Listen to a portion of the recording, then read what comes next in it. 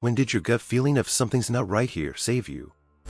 There's been a few times where I hadn't listened to my gut, but one sticks out where I did. I used to live in a small Minnesotan town down near some train tracks, and a bike divided by running path that extends out of town into the woods. One evening, I'm sitting outside on my porch drinking a couple of beers with my buddy. Two dudes walk up on us, kind of out of nowhere, and immediately something seemed off with them. It's a college town, and drunk people come up onto your porch a lot, or randomly just say hello on their way to or from the bars downtown. But these dudes had a badass vibe to them. I had a little black Louisville Slugger lying next to me on the porch, so I grabbed it and just held it across my lap. One dude asks us, "You guys got an extra smoke?" Buddy says nope. The other guy comes up real close, almost onto the porch, and says, "Did you see my face?" I just kept looking for it, but not directly at him, and just said, "Nah man, we didn't see anything." He said something like, "Good, Lil Punk S," and they both walked away. 2 nights later, I'm sitting in my living room with the same buddy, and the local news is on.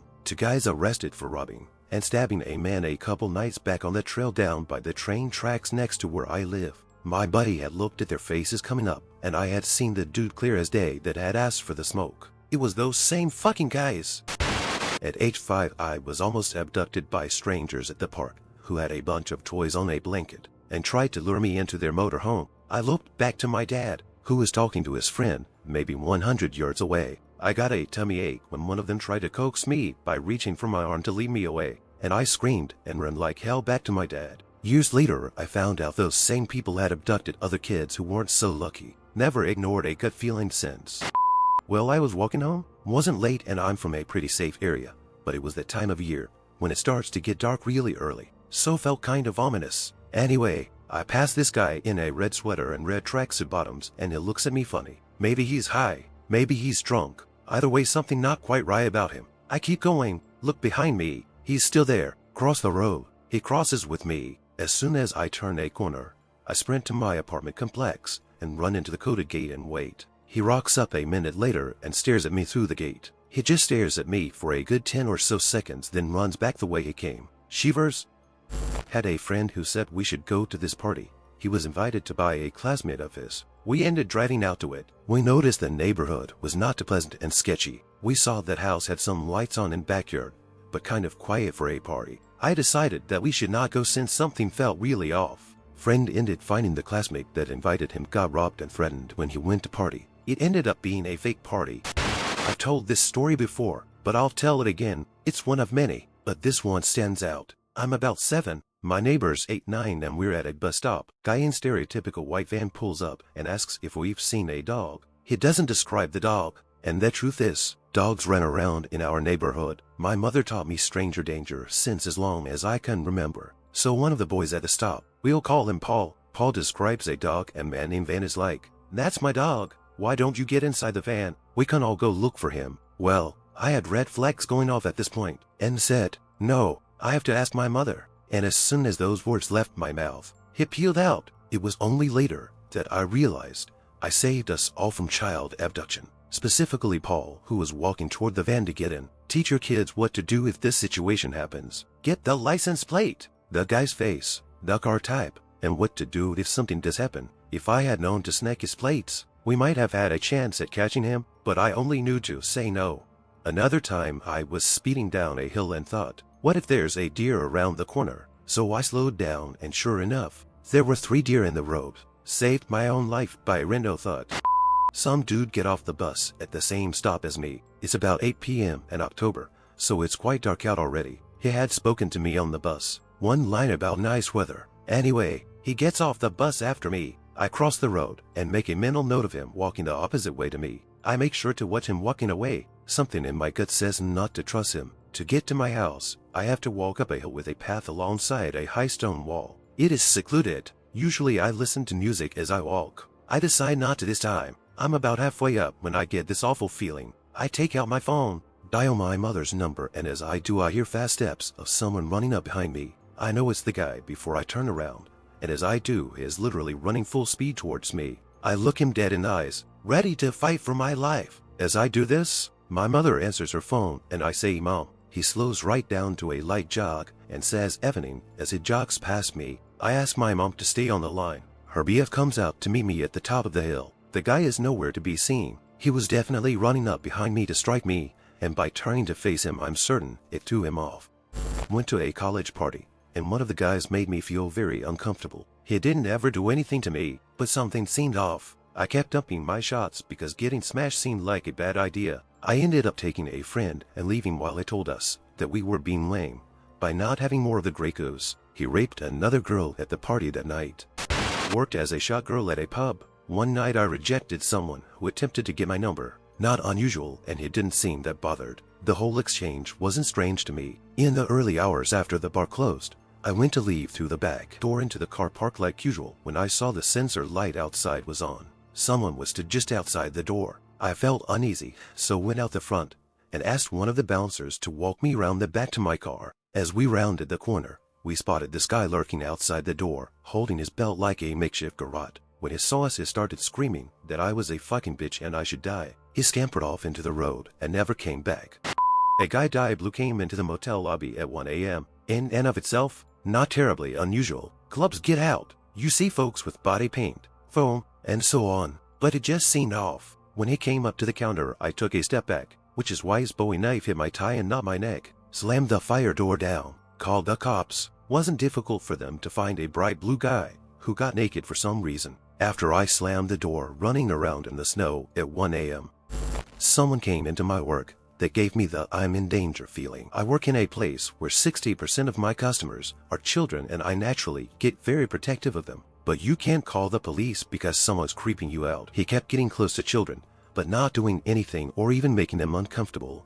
So there still wasn't anything I could do. He leaves and I shrug it off. Another customer soon comes in and gives me the same feeling. So I'm thinking I'm just anxious today. He's talking about Donkey Kong and stuff. Casual conversation. Then he says I'm best friends with Martin Bryant, the spree killer from the 1996 Port Arthur massacre, who is in solitary confinement and can't even interact with whoever has to throw his food at him. So I'm getting a bit nervous now. Then the first creepy guy comes in, and the one I was talking to says I know him. We went to prison together. So immediately, I start having a panic attack and have to end the conversation as quick as possible so I can contact the manager to say I need someone else to come into the store. I was there alone. And they immediately call the police. Turns out they were both registered sex offenders. Neither were allowed anywhere near my work because it's too close to the CBD. And they're legally now allowed near anywhere that could have children there. I actually recently went to court for this. Waited hours to go in, and he pleaded guilty at the very last second. Bastard. When I was in middle school and around 14 years old, I was returning home. I lived like 5 minutes away from said school, and I noticed there was a man following me. He wasn't looking at me, he was looking at his phone, and he wore a cap so I wasn't able to see his face fully. Anyways, he gave off this weird vibe. I reached my apartment building and the guy was still behind me. I know mostly everyone who lives in my neighborhood, and I couldn't recall him. Last moment, I decided I wasn't going to go inside the hallway. I turned around and went to a store where I waited for my mom to come. A few weeks after, there were some news about an 11-year-old girl from my school who was raped in the building right behind mine 2 days after the incident. The guy they caught looked a lot like the guy who had followed me, and given the time frame and the proximity, there's a high chance that it was him. I am a petite woman and was 19 at the time. Had a late shift that ended at 1:00 p.m. Hit the grocery before my walk home about 10 blocks. I've got arms full of groceries and notice a car drive past me in the opposite direction. Heard it pull a U-turn behind me and park. I tell myself, probably just getting home from work tall. But then I hear footsteps behind me. I turn around and it's a man in his 30s. I guess he doesn't say anything, but stops walking when I stop walking. I keep walking. Bit faster now, and I can hear him speed up too. I turn around again and say, "Hey man, what's up?" He says nothing. I turn around and keep walking, almost at a mini jog pace, and I hear him speed up too. I was about 4 blocks away from home. The adrenaline kicked in. I dropped my bags and booked it. Made it home. Told my boyfriend what was happening. As he goes outside to find the guy, dude drives by in his car right past my house. We call the cops. Give them a description, and the operator tells us they've had other calls about the same guy. Really hoping he never actually caught someone. Really hoping his creepy ass wound up in jail. Really happy I listened to my gut. Not me, but when my mom was a teenager on 18th November, 1987, she was going to London to visit a friend. It was around 7:20 p.m., and she decided she was going to take a taxi instead of going by tube, because it didn't feel right. King's Cross Tube Station. 10 minutes later, The whole station caught on fire and 30 out of the 40 people died. If she had decided to take the tube, she would likely have died. Not me, but my mom saved me once when she woke up in the night and went looking for my biological dad because he wasn't in bed. She saw him just outside my door staring at me, and she described it as disturbing and said it made her nauseous. She didn't know what made her say it, but she told him to get away from me. A few years later in 2010, my half-sister finally broke down and revealed that my biological dad had been molesting her for 12 years. My sister told me a few years ago that he threatened her, that he would start on me and my other sister if she did anything. In the late 1980s, I lived in a small town in Ireland. My family and I were a few months away from emigrating to Australia, so I took a job in a factory on the outskirts of the town to make some spending money. I was just out of high school. I worked the afternoon to midnight shift and cycled to and from work. I never felt unsafe until one night cycling home I felt really uneasy, as if I was being stalked or something like that. I brushed it off the first time, as I was less than 5 minutes from our house, in a fairly well-lit area and near a main road. The feeling of something is not right happened again the following night, and I was beginning to freak out internally, so I told my dad I felt something or someone was either watching me or following me. He said, "I'll drive you to and from work until we leave Ireland," and bless his kind heart, he did just that. I thought no more of it until less than 1 month living in Australia. My best friend phoned me and told me a girl had been raped and murdered in and around the area. I felt uneasy. I don't know for sure if the fucker who took that poor girl's life was the reason I felt scared and stalked, but there's this little voice in my head that tells me I could have been his victim. I honestly don't know how to process that even after all these years.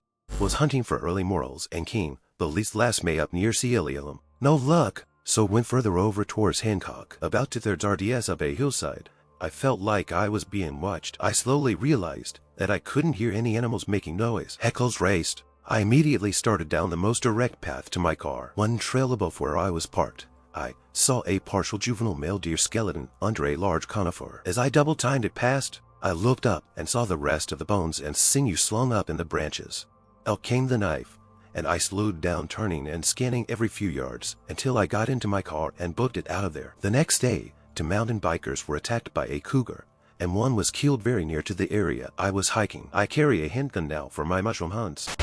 I was 6 years old and staying at a lodge with my family. My parents were staying in one room, and I was in the other room with my 3 siblings. Everyone else was asleep, but I was lying in bed wide awake and terrified. I don't remember hearing anything, just being scared shitless. I got out of bed and pounded on my parents' door so hard my fists hurt. I'll never forget how scared I was. My parents had me and my siblings sleep in their room that night, and we left early the next day. I didn't find out till years later, when I asked about it, that there had been a ladder up against my window and the screen was cut open. Write your stories in the comments, subscribe and watch our others videos.